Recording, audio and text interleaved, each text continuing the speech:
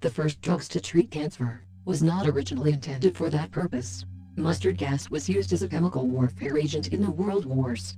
During a military operation, a group of people were accidentally exposed to mustard gas and were later found to have very low white blood cell counts. It was reasoned that an agent that damaged the rapidly growing white blood cells might have a similar effect on cancer. Therefore, in the 1940s, several patients with advanced lymphomas were given the drug. Their improvement, although temporary, was remarkable. That experience led researchers to look for other substances that might have similar effects.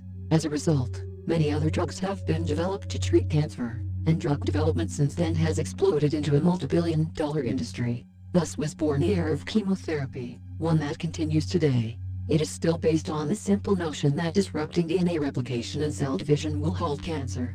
Almost all chemo drugs approved in the 70s, 80s and 90s were based on the strategy of stopping cancer cells from making copies of their DNA, by throwing a biochemical wrench into any of the steps involved in those processes. But there was nothing coming out of the basic science that could help patients.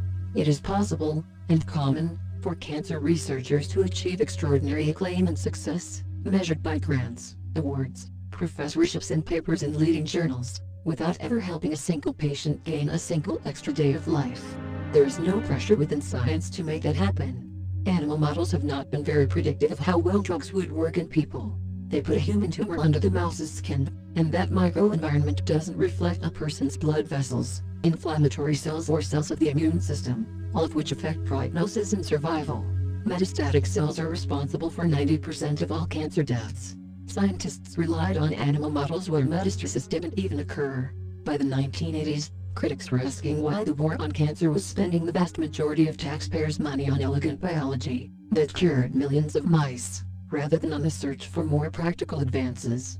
The funding people are only interested in the magic bullet research, because that's what brings the dollars in. It's not profitable to look at whether broccoli prevents cancer.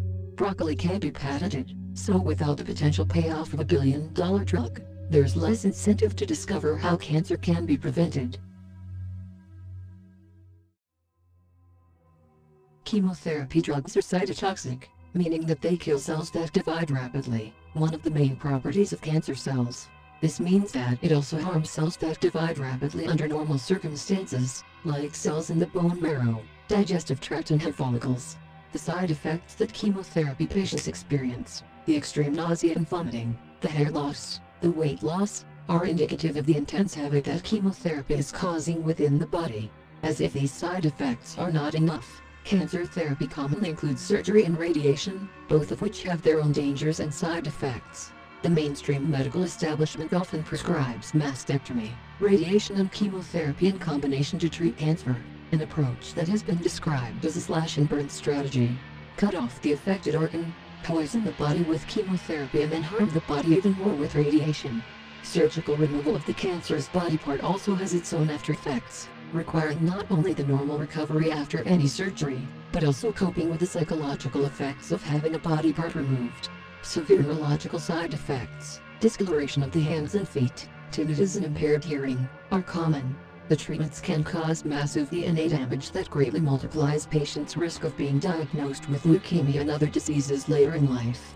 Many chemotherapy patients complain of a condition called chemobrain, which means they suffer impaired concentration, memory loss, and even vision problems, dementia or seizures. Chemotherapy destroys human brain cells, and causes deterioration of cognitive function and brain shrinkage, which affects memory.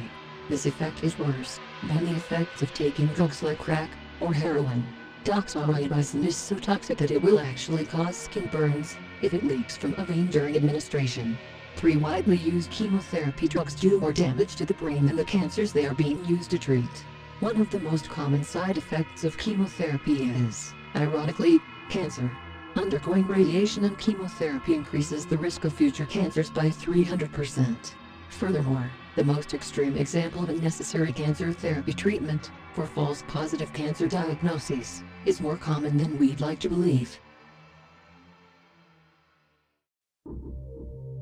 When 40% of the population is expected to have a problem with cancer, and approximately half of them will die from it, perhaps it's time for the population to recognize that what the medical establishment calls a proven treatment is only proven to leave about half of its recipients dead. In 1969, Dr. Hardin B. Jones, professor at the University of California, conducted a 25-year study which took a look at the lifespans of those with cancer, and in the end concluded that untreated patients do not die sooner than patients receiving surgery, radiation and chemotherapy. In fact, he found that those who refused the conventional treatments actually lived about 4 times longer than those who took them. No refutations of Dr. Jones' work have appeared, and his studies have been supported by other researchers. Even the Journal of the American Medical Association took note of the phenomenon. Dr. Maurice Fox, an MIT biologist, found that those who refused medical procedures had a lower mortality rate than those who submitted.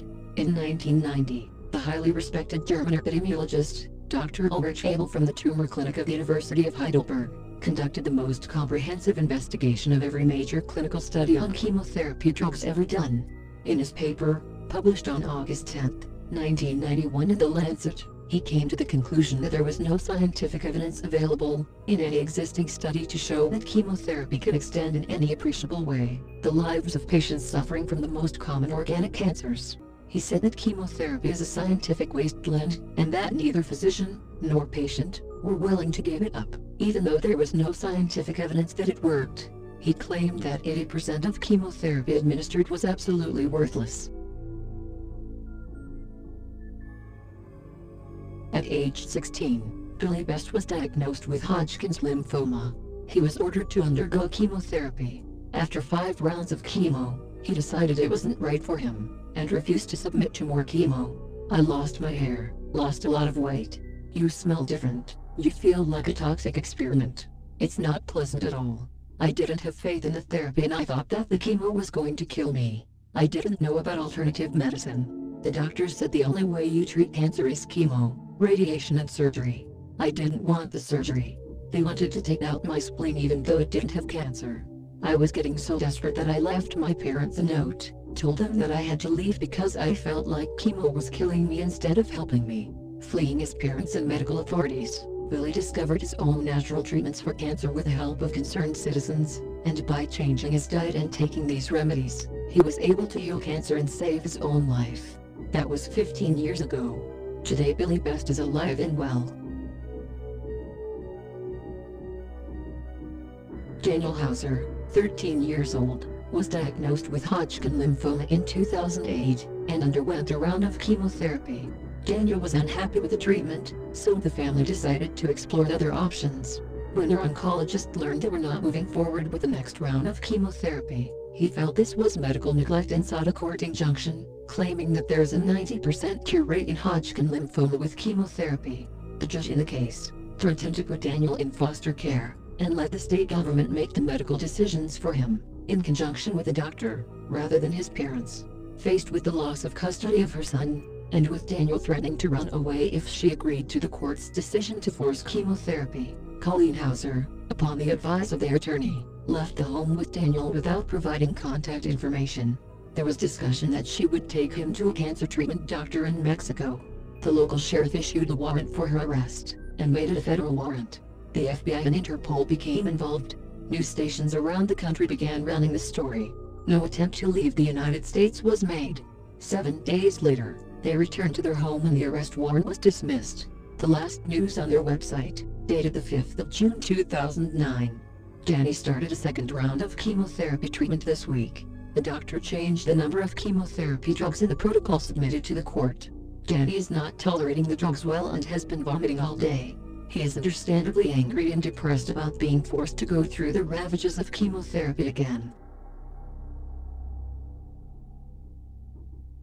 The mainstream perspective on cancer is largely the creation of multinational pharmaceutical companies, attempting to peddle their poisons in an effort to increase shareholder profits. These profits are generated at the expense of the dying cancer patient. When you are diagnosed with cancer, you are suddenly worth hundreds of thousands of dollars to the cancer industry. The treatment for the disease promotes yet more disease, resulting in guaranteed repeat business from patients. Diseases are managed with a lifetime of drugs, repeat doctor visits and complete isolation from anything that might actually cure the patient, and end the cycle of dependency on doctors and pharmaceuticals. Radiation, drugs and chemotherapy do one thing very effectively: they make enormous amounts of money for the medical establishment.